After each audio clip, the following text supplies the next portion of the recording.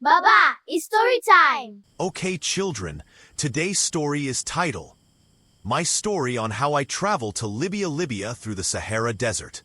Please, viewers, if you're watching this video, please like, subscribe to the channel, and tell me in the comments where you're watching my folktale story from. I want to know how far it has traveled. In a small village called U, where the roads were made of red dust and the houses were made of mud and zinc, there lived a young girl named Etinosa. She was 20 years old and had just finished her secondary school. She was the first daughter in a family of 5 children, 2 boys and 3 girls, and she was the second child overall. Her parents were simple people. They worked hard and did not have much money. Etinosa helped her mother in the kitchen every morning, sweeping the compound simmering and nicely. fetching water before the sun got too hot. Just a She bit more was a stirring quiet to girl, thicken it up. But inside her heart was a fire. She wanted more than what the village could give her. She had heard stories of places far away, places with tall buildings, fine clothes, and good food. She dreamed of going to one of those places one day. She did not know yet that her dream would take her through the desert, through danger, and through pain she had never imagined. But that story was still coming. For now, she was just a girl from U, sitting beside her mother, wondering what her future would look like. One evening, there was a big celebration in the compound of a man named Mr. David. His daughter had just come back from Italy, and the whole village was talking about it. Music was playing. People were dancing. Food was everywhere. Mr. David and his family had never been so respected. Everyone wanted to be near them. The daughter's name was Lady B. She wore fine clothes and walked like she owned the whole village. She did not smile much at the other villagers. She looked at them the way a big fish looks at small ones, like they did not matter. But to Etinosa and the other young girls, Lady B was everything they wanted to be. Her hair was long and smooth. Her shoes were shining. Her phone was the newest kind. Etinosa stood at the edge of the celebration and watched Lady B with wide eyes. She thought, if only I could go where she went, if only I could become like that. She did not know then that Lady B's fine life had a very dark secret behind it. A secret that would change the lives of many girls from U village forever. A few days after the celebration, Etinosa was in the kitchen with her mother, peeling yam and cooking soup. Then her mother's friend came to visit. The woman sat on a small wooden bench near the fire and started talking. She did not know Etinosa was listening carefully. She said that Lady B was looking for young girls who wanted to travel to Italy and France. She said it quietly, like it was a secret, but the kitchen walls were thin and Etinosa heard every word. Her heart jumped inside her chest. Italy, France. Those were the places she had been dreaming about. She did not eat much that afternoon. She sat thinking, turning the words over and over in her mind. That evening, after her mother had gone to rest, Etinosa made up her mind. She would find Lady B and talk to her. She would ask to be taken along. She was young and brave and full of hope. She believed that if she worked hard wherever she was going, she could make a better life. She told herself this was her chance. She did not ask her parents. She did not tell her siblings. She kept it all inside and waited for the right moment. The next morning, Etinosa went to find Lady B. She walked across the village until she reached the David family compound. Lady B was sitting outside under a big tree, pressing her phone. Etinosa greeted her with respect and told her she had heard about the traveling opportunity and wanted to go. Lady B looked at her slowly, up and down, before speaking. She asked Etinosa how she had heard about it. Etinosa did not want to get the woman in trouble, so she was careful with her answer. Then Lady B asked if Etinosa had told her parents. Etinosa said no. Lady B smiled a little smile, not a kind one, and told her to keep it that way. She said Etinosa should not tell anyone, not her parents, not her friends, not even her siblings. Lady B said Etinosa could only inform her family once she had arrived safely and was making good money. Then she gave Etinosa a date and an address in a town outside the village. She told her to come there in 2 weeks. Etinosa thanked her and walked back home with excitement building inside her. She did not notice the cold look in Lady B's eyes. She did not see the trap that was already opening beneath her feet. The 2 weeks passed slowly, like water dripping from a tap. Every day, Etinosa went about her normal life, cooking, sweeping, helping her mother, but inside, she was counting down. She told no one. She smiled and laughed with her family like nothing was happening. Some days, doubt crept into her mind. What if it was too far? What if she could not do it? But then she would remember Lady B's fine clothes and her shining shoes, and the doubt would go away. On the final night before she was supposed to leave, Etinosa lay on her mat and stared at the ceiling. She thought about her parents. She thought about her little siblings. She told herself that once she got to Italy and started making money, she would call them and tell them everything. She would send money. She would come back one day wearing nice clothes just like Lady B.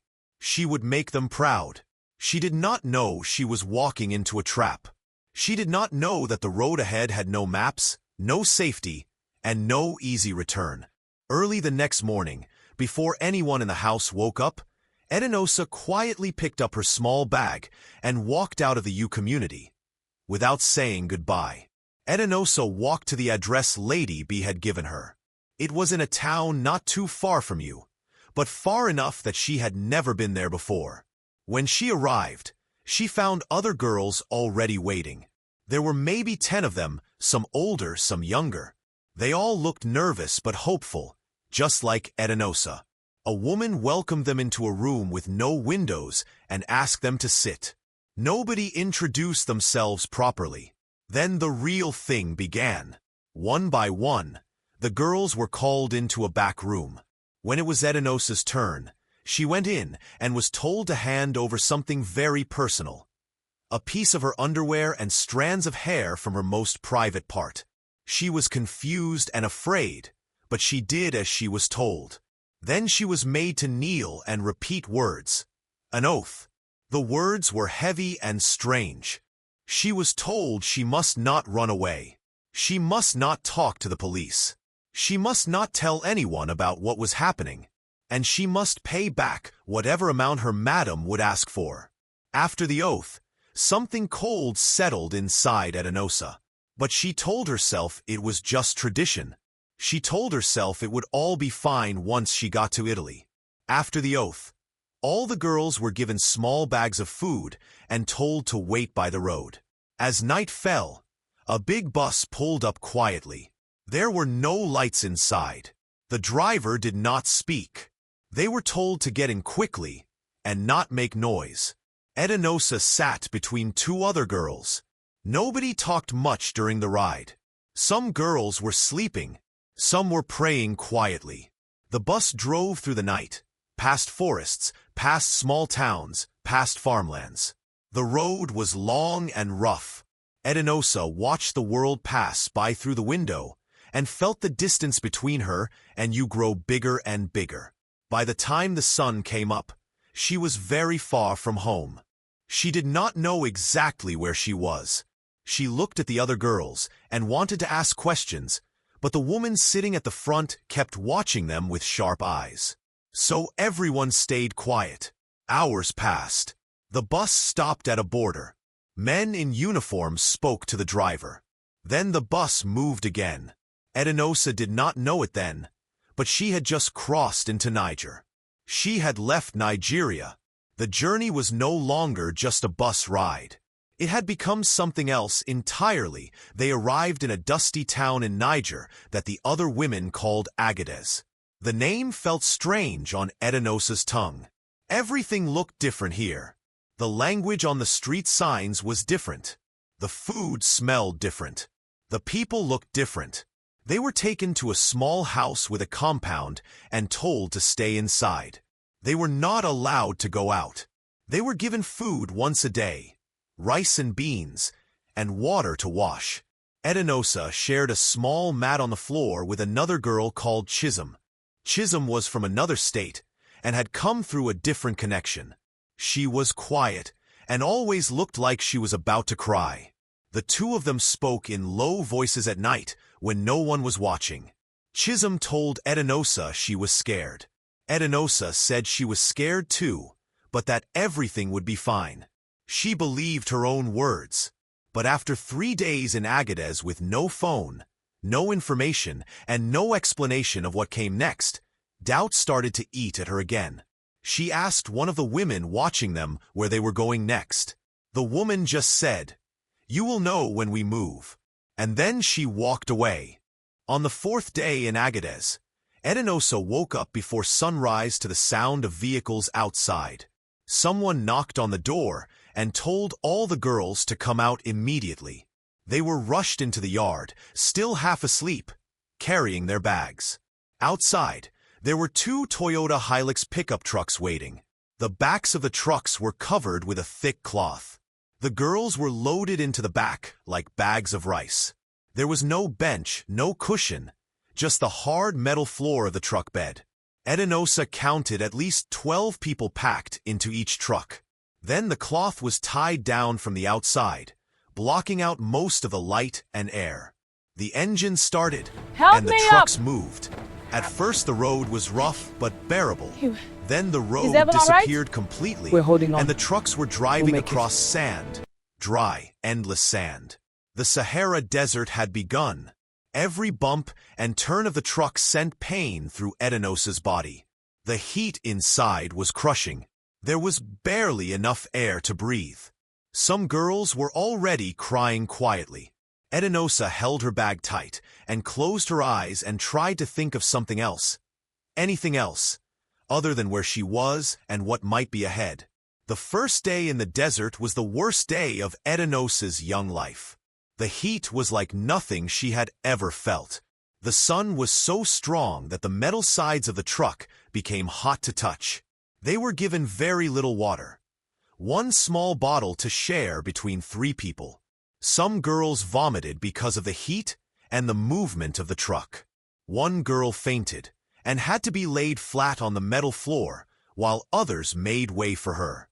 At night, the temperature dropped so sharply that the girls huddled together for warmth. There was no fire. There was no blanket. There was only the cold desert wind and the sound of the truck engine running. Etinosa could not sleep. She lay awake looking up at the cloth cover above her and asking herself, over and over, how she had ended up here. She thought of her mother in the kitchen back in U. She thought of her father's voice in the evening. She thought of how she had left without saying goodbye. Tears came down her face, but she did not make a sound. She did not want the other girls to see her crying. She needed to be strong. She needed to hold on. Italy was still waiting, she told herself. Italy was still at the end of this road. Day 2 in the Sahara. Day 3. I can't go on. Day 4. Yes, you can. The We're days with you. began to blur Just a together. little longer. Hold on. The girls barely spoke We're now. almost there. They were too tired, too thirsty, too hot. Water was given in tiny amounts. Food was dry bread, passed around in small pieces. 2 girls in the other truck got very sick, and one of the men in the front ignored their cries. At one point, the truck stopped, and the men dug something out of the sand. Etinosa did not see what it was. The driver spoke in a language she could not understand. Then they kept going. On the 5th day, Etinosa started to lose hope. She sat in the truck with her knees to her chest and stared at nothing. She did not pray anymore.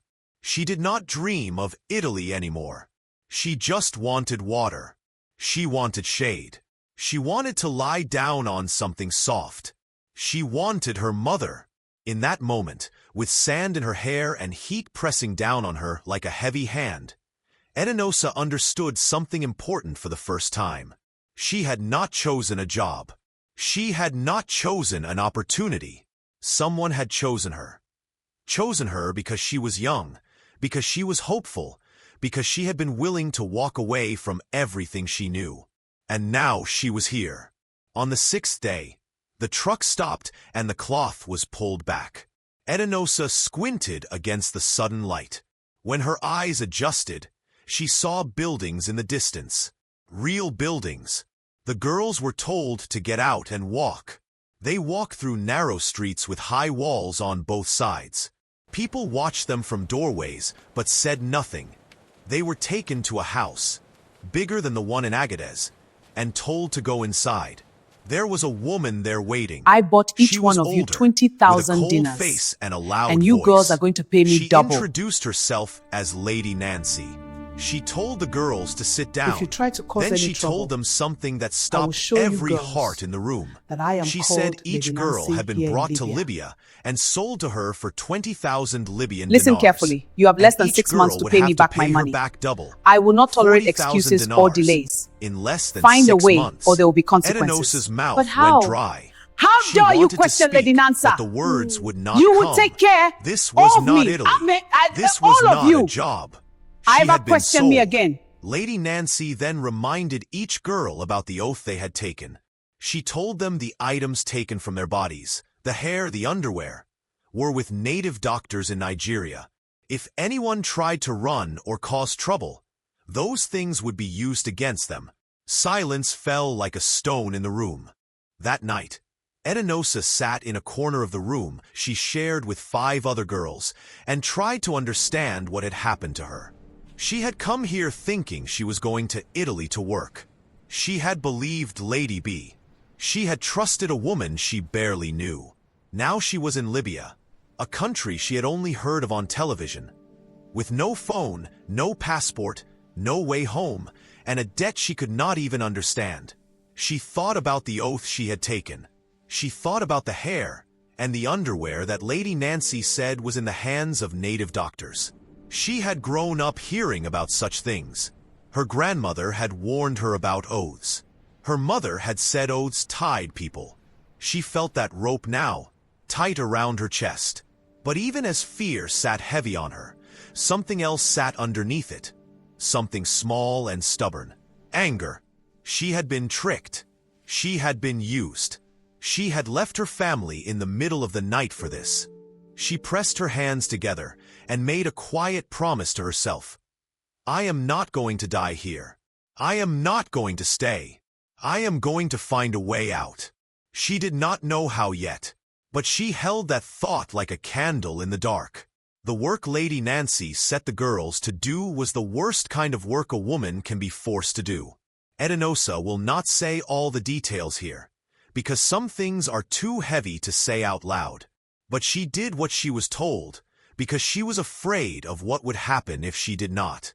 She was in a strange country. She did not speak the language. She had no phone. She had no money. Every dinar she earned was counted by Lady Nancy. Every night, her earnings were taken, and every morning, she was reminded of how much she still owed. Weeks passed. Months passed. Etinosa worked without rest. She did not eat well. She did not sleep well. But she watched everything around her. She noticed which guards were lazy. She noticed when the doors were left open.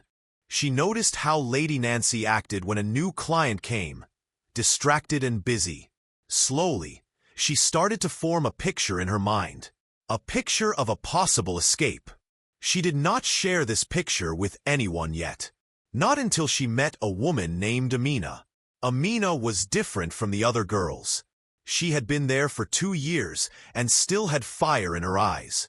When Etinosa first looked at her, she thought, this woman knows something the rest of us do not. By the time 4 months had passed, Etinosa had paid Lady Nancy 15,000 dinars. She was exhausted and worn thin. Her body hurt. Her spirit hurt even more. Then one day, a man came to the house. He was not a regular client. He spoke to Lady Nancy privately for a long time. Then Lady Nancy called Etinosa in and told her she had been sold again. This time to this new man for another 20,000 dinars. And the debt would start fresh. Etinosa stood very still when she heard this. She nodded slowly and said nothing. But inside, something cracked open. All the patience she had kept, all the quiet planning she had been doing, it became sharp and clear. She was not going to pay another debt. She was not going to start over. She could not. She returned to the room and sat beside Amina, and for the first time, she told Amina everything. Her plan, her fears, her thoughts. Amina listened without interrupting. When Etinosa finished, Amina was quiet for a long moment. Then she said, "I was waiting for you to be ready. I have a plan too, and together, there's might actually work." Amina had been there for 2 years. She had worked so hard and behaved so quietly that her new man, the one who now owned her, trusted her more than the other girls. He sometimes let her go out with clients and return the next day. He believed she would never run. Why would she, after 2 years? Where would she go? He thought he had broken her. But Amina had only been waiting. She had been watching, learning, saving small amounts in secret. She had made friends with a cab driver, a man from sub-Saharan Africa like herself, who knew the roads and knew people who helped others cross borders. Amina had been building this plan for 6 months. She had been waiting for someone strong enough to escape with her. When Etinosa told her she was ready, Amina felt something relax in her chest. She told Etinosa the plan carefully and quietly while they pretended to be sleeping. They would need to knock out everyone in the house long enough to get out. Amina already had a solution. A strong sleeping spray she had managed to get from a contact. The plan was dangerous. If they were caught, there would be no mercy. But they both agreed. The risk of staying was greater than the risk of running. The night they chose was a Thursday. The man who owned Etinosa now had friends visiting, and the house was busy with noise and distraction. Amina had already arranged for the cab driver, his name was Karim, to be waiting at the end of the road at midnight. They had a window of about 30 minutes between the time the spray would work and the time someone might notice something was wrong. Etinosa's hands were shaking, but she kept her face calm. Amina moved through the house quietly, spraying the sleeping agent in each room, the kitchen, the corridor, near the men's area. Then she came back to Etinosa and handed her a damp handkerchief and a bottle of water. She told her to cover her nose tightly and breathe through the cloth. Then they moved. The house was eerily quiet. People were slumped where they had been sitting. The front door was not locked from inside. They pushed it open and stepped into the night air. The darkness was thick around them. Etinosa did not look back and change our route there. She kept her Okay, eyes but we forward can't stop. and followed Amina through the shadows and narrow streets until they reached the road where Karim was waiting with his engine running low and his lights off. Karim drove without speaking. He knew the road well. He took them through back roads, avoiding the main checkpoints where police or militia might stop them. Etinosa sat in the back seat and breathed in the cool night air coming through the slightly open window. Her heart was still racing. Every sound outside made her flinch. A dog barking, a car passing in the distance. Amina held her hand and squeezed it when she felt Etinosa tense up. After what felt like a very long time, Karim stopped the car beside a river. He said only one word, "Here." This was the place. The river was the barrier between Libya and the water that led to Italy. They were not crossing it tonight. First they had to wait for a boat and the right connection. Karim pointed to a small shed near the water and said some people inside would take care of them. He wished them luck and drove away before they could even thank him properly. Amina and Etinosa walked to the shed and knocked 3 times, as Amina had been told. A man opened the door and looked at them for a long moment, then stepped aside and let them in. Inside were other people, men, women, children, all waiting for the same crossing. They stayed near the river for 7 days. It was not comfortable. The shed was crowded. There was barely enough room to sit. But compared to what they had been through, this felt like peace. Nobody was watching them here. Nobody owned them. They were just waiting people, like the others. Some of the people in the shed had come from many different African countries. Senegal, Mali, Cameroon, Eritrea. Everyone had a hard story. Everyone kept mostly to themselves. At night, Etinosa would lie down and look at the cracks in the ceiling and think about her family and you. She had not spoken to them in months. She did not know if they were looking for her. She did not know if they thought she was dead. The thought hurt so much that she sometimes had to press her face into her bag to muffle the sound of her crying. Amina was always nearby. She was steady and calm in a way that Etinosa admired deeply. She had been through more, suffered more, and yet she had not let it destroy her. On the 6th night, a man came to the shed and said the boat was ready. They would cross the next night if the sea was calm. A wave of nerves and hope passed through everyone at once. The night of the crossing came. Everyone was told to move quietly to the water's edge and wait. The boat was a rubber dinghy, small, round, and already very full by the time Etinosa and Amina climbed in. There were maybe 40 people crammed into a space made for 20. The water was dark, and the waves were stronger than Etinosa expected. She gripped the side of the boat tightly. Children were crying softly. Some people were praying out loud. The men running the boat told everyone to stay still and not move around. Any sudden movement could tip them. Etinosa fixed her eyes on the horizon and held completely still. She thought about nothing. She cleared her mind the way she used to clear the compound back home, sweeping everything out and starting fresh. The engine of the little boat pushed them forward through the night. The coast of Libya disappeared behind them. Water was all around. The sky above was full of stars. Etinosa looked up at those stars, and for the first time in many months, she felt something that was almost like prayer. Not the panicked kind, the quiet, deep kind, the kind that does not ask for anything, but simply says, "I am here. I am still here. Please help me reach the other side." The crossing took many hours. At one point, the engine coughed and slowed, and a wave of panic passed through the boat. People grabbed each other.